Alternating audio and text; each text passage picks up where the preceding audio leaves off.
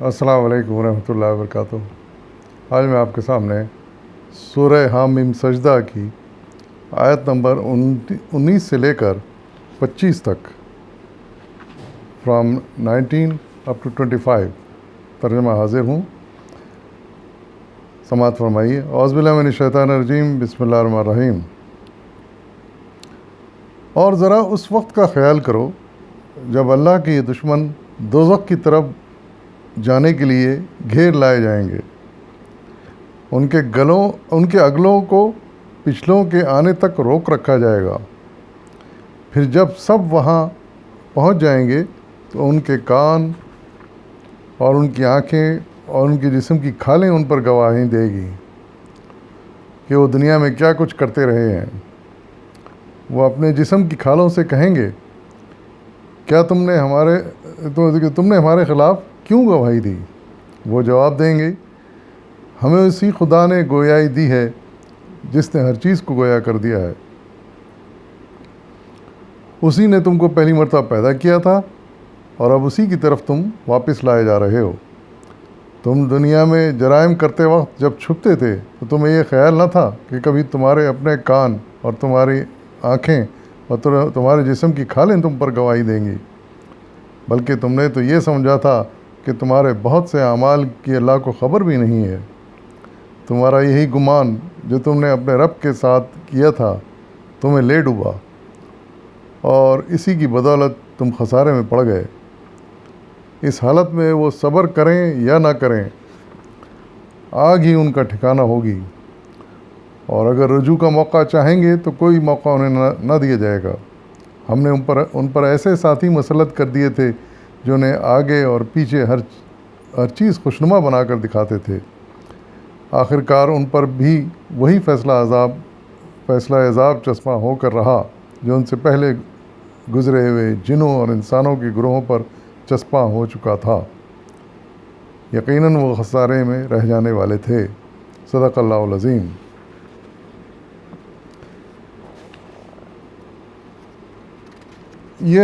ان آیات میں اللہ تعالیٰ نے خاص طور سے ان مجرموں،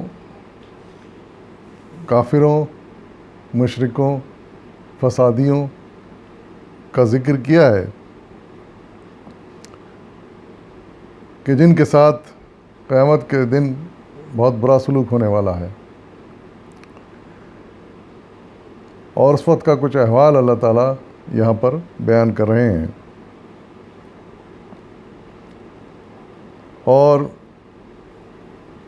تصور دلا رہے ہیں کہ وہ وقت ہوگا جب یہ سارے مجرم، فسادی، کافر،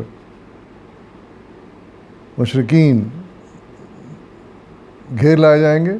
پکڑے تو پہلے گئے ہوں گے، پھر گھیر لائے جائیں گے ان کو، اور ایک جگہ سب جمع کر دیا جائے گا، اور انتظار کیا جائے گا کہ ان سے پہلے جو اس طرح کے لوگ تھے ان کو بھی آنے دیا جائے۔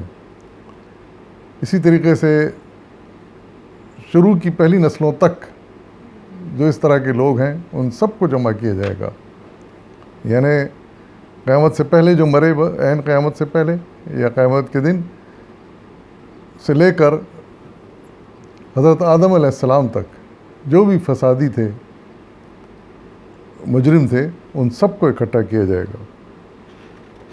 پھر جب وہ سب وہاں پہنچ جائیں گے تو پھر ان کے سامنے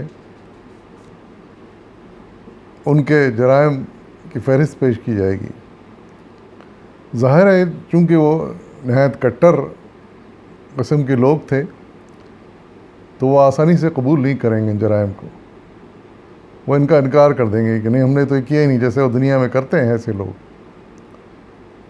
ہٹ درمی دکھاتے ہیں، ڈھیٹ پن دکھاتے ہیں، وہاں بھی وہ ان کا رویہ یہی ہوگا، لیکن وہ خدا کی عدالت ہوگی، وہاں کسی کا بچنا ناممکن ہے۔ تو ہوگا یہ کہ اللہ تعالیٰ خود ان کے جسم کے اجزاء سے گواہی لیں گے۔ آپ دیکھیے کیا بہترین یعنی وٹنس ہوں گے ان کے اپنے ہاتھ پیر، اپنی زبانیں، ان کی آنکھیں، یہاں تک کہ ان کے جسم کی کھالیں تک گواہی دیں گی. اللہ تعالیٰ ان کو گویائی دے گا، اور وہ بولیں گے، یا ان کے اعضاء بولیں گے کہ وہ کیا کیا گناہ کرتے رہے ہیں. ہاتھ سے انہوں نے کیا کیا، ہاتھ بولے گا. پیر سے انہوں نے کیا گناہ کیے، پیر بولیں گے. جسم کی کھالیں کس طرح استعمال ہوئی کسی گناہ میں، کھالیں بولیں گی. اور وہ حیران ہو جائیں گے، وہ حیران ہو جائیں گے مجرم کہ یہ کیا ہو گیا، یہ سب ان کس طرح بول رہے ہیں اور میرے ہی خلاف بول رہے ہیں. تو اس وقت یہ سب اعضاء جواب دیں گے کہ ہاں، ہم کو اللہ نے یہ گویائی کی طاقت بخشی ہے، اور ہمیں حکم ملا ہے کہ گواہی دیں. ہم جو کچھ تم نے کیا ہے، ہمیں استعمال کیا ہے غلط کاموں میں، تو آج وہ اس کی ہم گواہی دیں گے.